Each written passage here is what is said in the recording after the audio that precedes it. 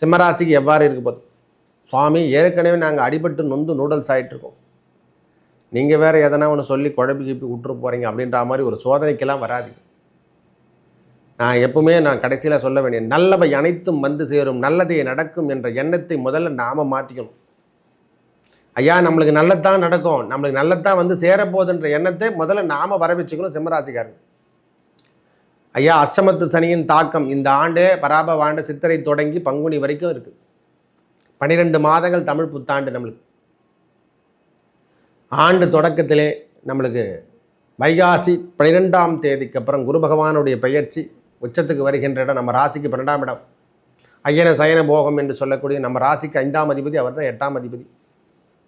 5, 8 வரும்பொழுதெல்லாம் உச்சம் பெறுகின்ற நேரத்தில் கடனை வாங்கிடுவோம், அதில் எந்த குறையும் கிடையாது. ஒன்றும் செல்வத்து சார்த்தி கொடுத்துருவார்.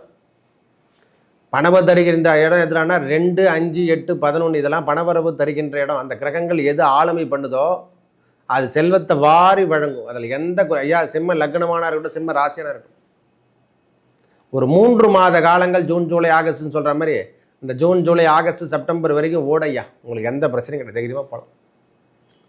பகவானுடைய பார்வை அஷ்டமத்து சனின்னு சொல்லக்கூடிய சனி பகவான் மேலே விழத்தால் தாக்கம் குறைஞ்சப்பட்டு கடன் சார்ந்த விஷயத்தில் இருந்து வந்த எல்லாத்தையும் கண்ட்ரோல் பண்ணுற மாதிரி ஓரளவுக்கு சூழ்நிலை காணப்பட்டு வெளியே வந்துடுவீங்க, சமாளிச்சிருவீங்க. இந்த பராபவ ஆண்டில் ஓரளவுக்கு சமாளித்து வெளியே வந்துடுவீங்க.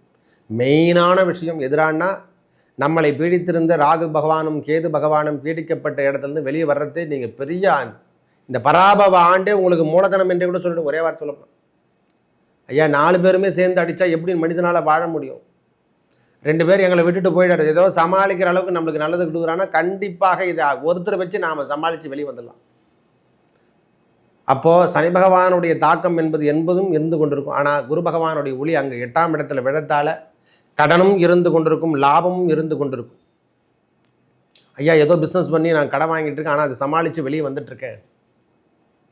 வேலையில் ஏதோ பிரச்சனைலாம் கொடுத்தாலும் பரவாயில்ல சாமி, சாந்தராஜன் எனக்கு மாதம் எனக்கு சம்பளமும் வந்துடுதுன்னு சொல்கிறேன் பார்த்தீங்களா? நம்மளுக்கு துன்பம், அதாவது எனக்கு பெரிய அதிர்ஷ்டம் வரலைனா கூட பரவாயில்ல சாமி, இடர்கள் வராமல் இருப்பதே என்ன பெரிய நன்மை அல்லவா? அந்த இடர்கள் வராத இருக்கக்கூடிய ஆண்டு எதுனா பராபவ ஆண்டு தான். ஒரே வார்த்தை சொல்லப்படும்.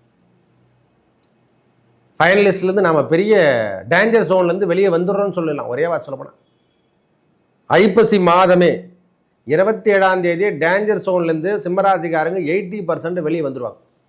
அந்த கேது பகவான் 12ஆம் இடத்துக்கு செல்வதும் ராகு பகவான் 6ஆம் இடத்துக்கு வர்றதும் வாழ்க்கையில் நீங்கள் எதிர்பார்க்காத ஒரு பெரிய ஆப்பர்ச்சுனிட்டி காலம் என்று கூட சொல்லும்.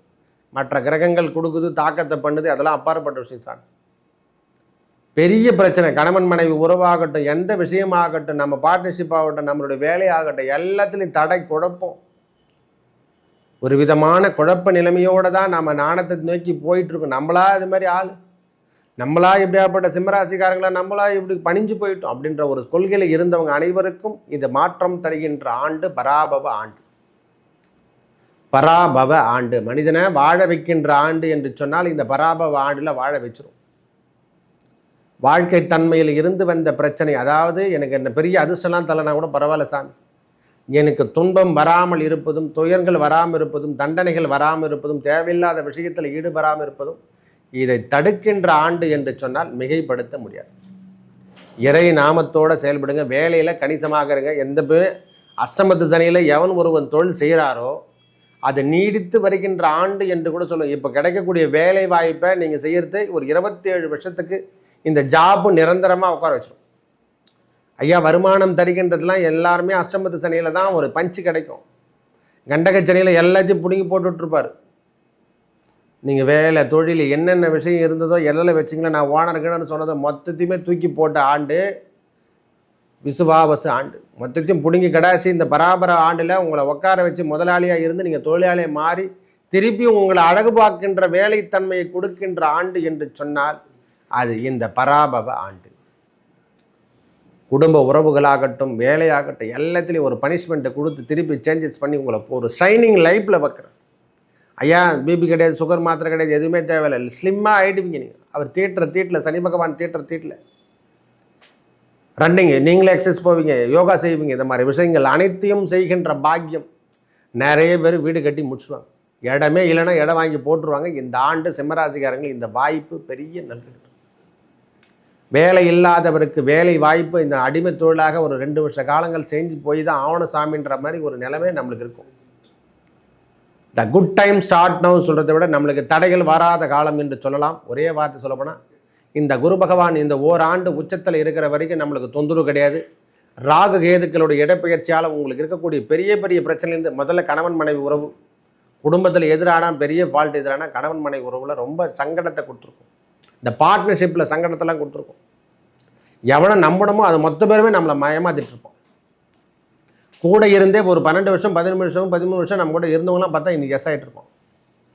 இதிலிருந்து மாற்று தருகின்ற அமைப்பாக இந்த ஆண்டு நிலவை தரப்போகுது. அப்போது இந்த ஆண்டு பரவாயில்லை என்று சொல்லக்கூடிய அமைப்பு பெறுவதும், நம்ம குழந்தைகளுக்கு திருமணத்தை பண்ணுறது, இந்த மாதிரி சுப நிகழ்ச்சிகளில் கலந்துக்கிறது, ஐயா நான் விரயம் பண்ணால் கூட பரவாயில்ல, சுப நிகழ்ச்சிகளை தான் பண்ண ஓரளவுக்கு திருப்தியாக இருக்கிறேன் அப்படின்ற சொல்லக்கூடிய ஆண்டு எதிரான இந்த பராபவ ஆண்டு மங்களத்தை தருகின்ற ஆண்டாக மாறும்.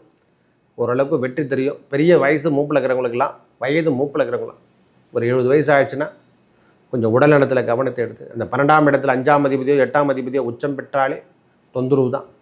உச்சம் என்று சொன்னாலே இருவேறு கொள்கை தான். முதல்ல அதை தெரிஞ்சுக்கணும். உச்சம் என்று சொன்னாலே அயன சயன போகத்தில் இழக்கக்கூடிய இடத்துல நடந்தால், அதுவும் கடகத்தில் நடந்தாலே முக்காவது நீர் அமைப்புக்கு அருகாமையில் செல்லாமல் இருப்பது ரொம்ப நன்மை. கடல், ஆறு, குளம் இதை மாதிரி இடத்துல சிம்மராசிக்காரங்க தள்ளி இருப்பது ரொம்ப நன்மையை தரும். நல்லதே நடக்கும். நன்றி, வணக்கம்.